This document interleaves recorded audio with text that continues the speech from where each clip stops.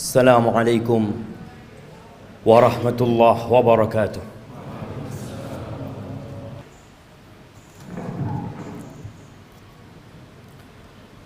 Innal hamdalillah nahmaduhu wa nasta'inuhu wa nastaghfiruh wa na'udzu billahi min shururi anfusina wa sayyiati a'malina. Man yahdillah فلا مضل له ومن يضلله فلا هادي له وأشهد أن لا إله إلا الله وحده لا شريك له له الملك وله الحمد وهو على كل شيء قدير وأشهد أن محمدا عبده ورسوله وحبيبه وخليله صلوات ربي وسلامه وبركاته عليه وعلى آله وأصحابه ومن تبعهم بإحسان إلى يوم الدين أما بعد فيا عباد الله أوصيكم ونفسي بتقوى الله فقد فاز المتقون. Wahai manusia-manusia yang beriman, saya wasiatkan kepada diri saya dan kepada semua yang hadir di tempat ini agar senantiasa bertakwa kepada Allah Azza wa Jalla. Hanya mereka yang diterima amalannya, hanya mereka yang akan hidup berbahagia, hanya mereka orang-orang yang sukses di dunia dan di akhirat. Allah Jalla Jalaluh mengulangi perintahnya, dan para rasul menyampaikan berulang kali, dan para pewaris Nabi diteruskan perintah itu untuk mereka. Ya ayyuhalladzina amanu taqullah, wahai orang-orang yang beriman, bertakwalah kalian kepada Allah. Kalimat yang sering kita dengar, yang terus diulang-ulang, karena kita memang sering lupa. Haqqa tuqatihi, ketakwaan yang sebenarnya bukan sekedar tulisan yang dipampang, bukan sekedar ucapan yang diungkapkan, tapi sesuatu yang diyakini oleh jiwa kita, kemudian diucapkan dengan lisan kita dan dipraktekkan dengan raga kita. Dan Allah mengatakan wala tamutunna illa wa antum muslimun. Kalian jangan mati kecuali dalam kondisi Islam. Yang menjadi standar orang baik bukan sekarang, tapi tatkala ajal menyebut kita. Jamaah rahimakumullah, setiap hari kita keluar rumah kita, orang-orang juga keluar dari rumahnya, anak-anak juga berangkat ke sekolahan. Besok mereka akan melakukan itu lagi. Terus rutinitas yang dikerjakan oleh manusia. Ada yang ke pasar, ada yang ke kantor, ada yang ke pabrik, ada yang di jalanan. Semuanya mencari apa? Mencari uang, mencari harta. Allah telah menanamkan di dalam jiwa kita kecintaan kepada harta. Zuyyina linnas hubbus syahawat minan nisa wal banin wal qanatiril muqantarati minadh dhahabi wal fiddah wal khaylil musawwamati wal an'ami wal harth dzalika mata'ul hayatid dunya wallahu 'indahu husnul ma'ab. Allah menjelaskan kepada kita bahwa telah ditanamkan kecintaan syahwat kepada wanita, kepada anak-anak, kepada harta yang berlimpah ruah, yang bertumpuk-tumpuk. Dulu kuda-kuda yang mewah, sekarang mobil-mobil yang mewah. Pertanian, peternakan, itu sesuatu yang sudah dicintakan kepada kita. Itu kesenangan kehidupan dunia. Tapi di sisi Allah ada tempat kembali yang baik. Lihatlah orang terkaya di dunia ini, kemana dia bawa hartanya? Dia tinggal selama-lamanya di muka bumi ini. Di negeri ini kita sering membaca 10 orang terkaya. 1 fulan, 2, 3, 4, 5, 6, 7, 8, 9, 10, semua hartanya ditinggal. Hati-hati dengan dunia ini. Jangan sampai kita tertipu. Silahkan bekerja, silahkan cari harta, tapi ambisi kita bukan dunia. Karena kita nggak lama tinggal di dunia, jemaah. Sungguh sangat bodoh manusia yang menimbun hartanya di sebuah tempat. Dia taruh di brankas, tiap hari dia kumpulkan di sana, kemudian setelah itu dia tinggal selama-lamanya. Kemana akalmu? Bukankah engkau capek menumpuk harta itu? Bukankah engkau sekolah tahunan untuk mendapatkan harta itu? Dan engkau udah dapat. Kenapa engkau nggak bawa? Kenapa kau tinggalkan selama-lamanya, kau tinggalkan di muka bumi? Dan kebanyakan kita seperti itu. Hanya bekerja dan terus bekerja, kemudian pergi meninggalkan dunia. Ahibati fillah, sebagian kita sudah hidup menderita jiwanya. Maka disebutkan oleh WHO sudah ada 1 miliar manusia yang sakit jiwa, sakit mental.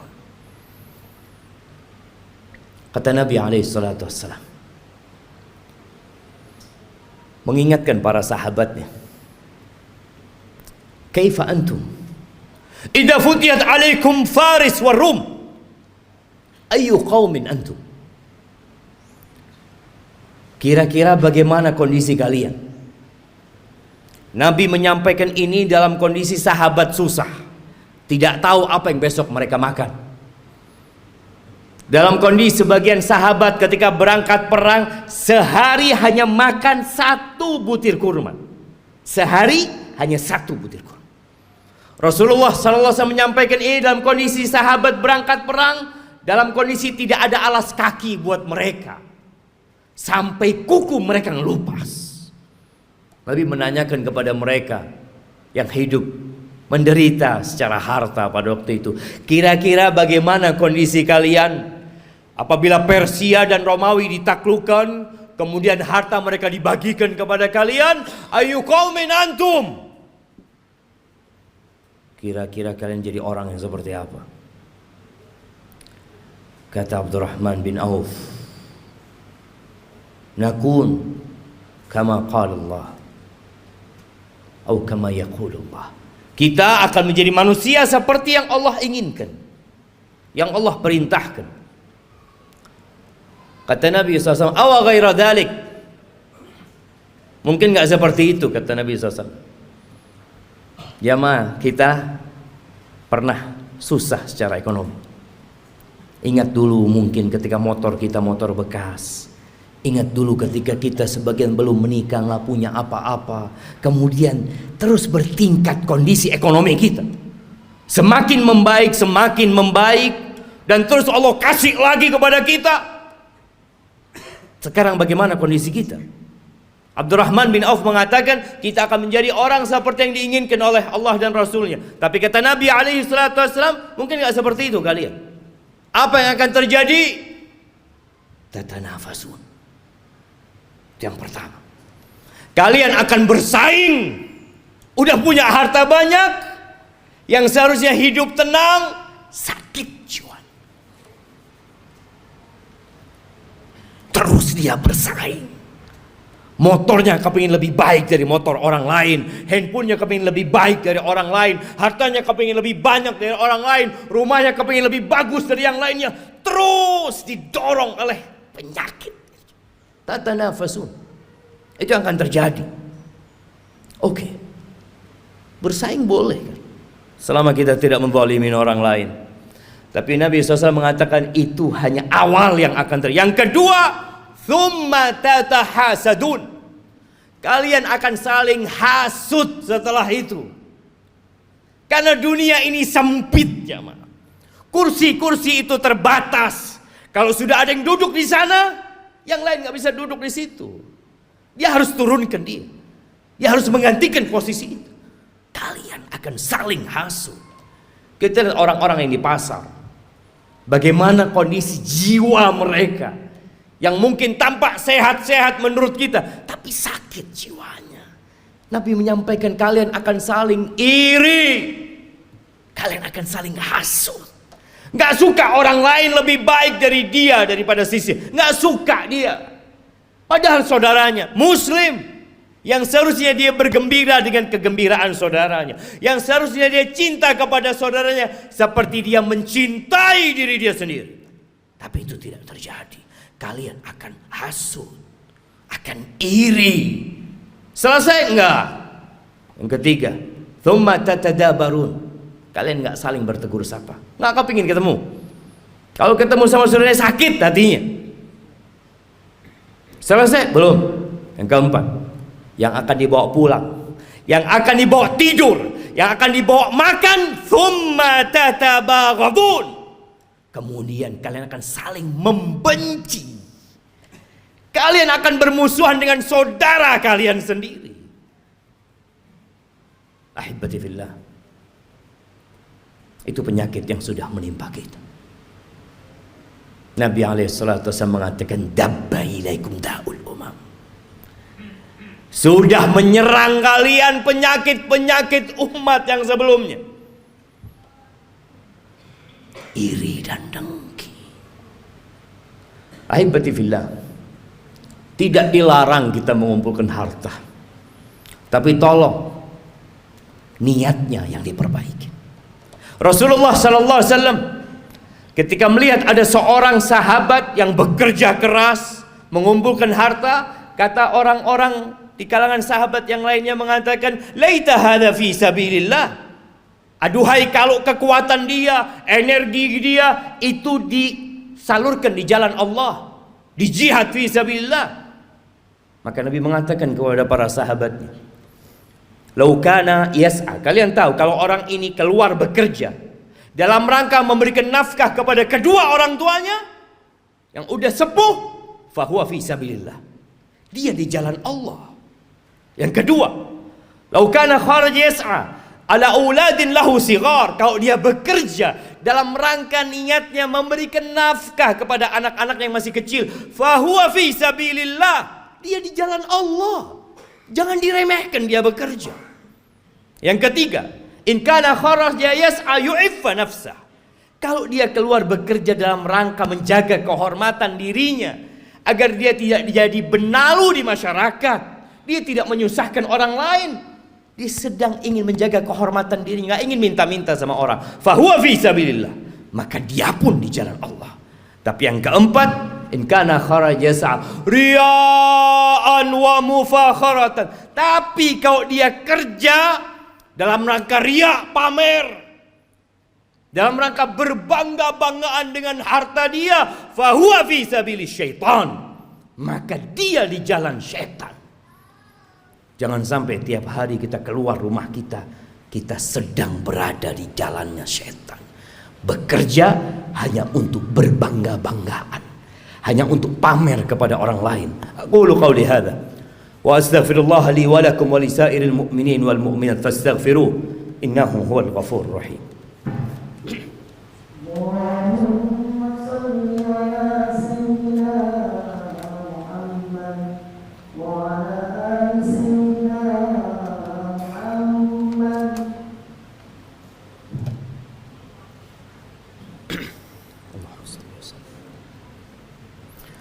Alhamdulillah wa kafa, wassalatu wassalamu ala nabiyil mustafa sayyidina wa maulana Muhammadin wa ala alihi wa ashabihi wa man iqtafa, amma ba'd.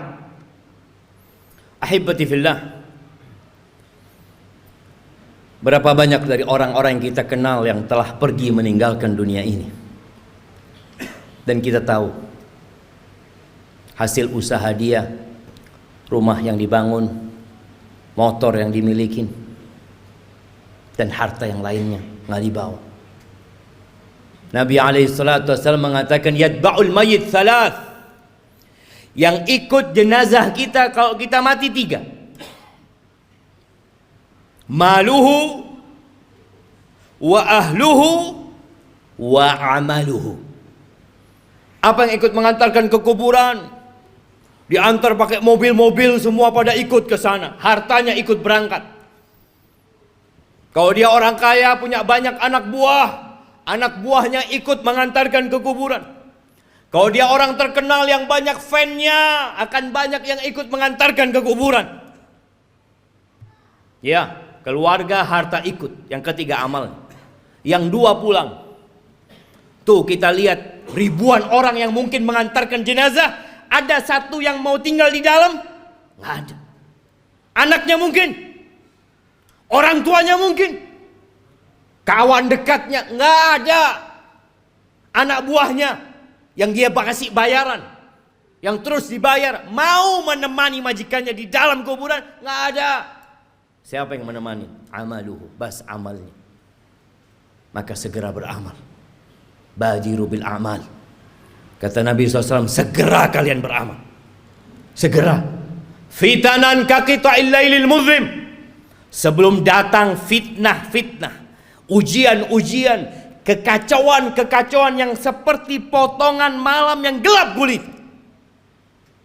Apa yang terjadi ketika datang fitnah itu jemaah? Kalau kita menunda-nunda beramal, menunda-nunda hijrah kita, menunda-nunda untuk berubah jadi orang baik, yusbihur rajulu mu'minan wa yumsi kafiran. Paginya masih beriman, sorenya sudah kafir. Wa yumsi mu'minan wa yusbihu kafiran. Sorenya masih beriman, datang kajian mungkin dia, masih sholat asar, subuhnya sudah kafir. Kenapa itu terjadi? Yabi'u dinahu bi'aradin minad dunya. Dia jual agamanya. Dia jual, dia barter dengan sedikit kenikmatan dunia. Nggak lagi mikir halal haram. Yang ada dalam benaknya harta, jabatan, kedudukan, padahal semua itu akan ditinggalkan.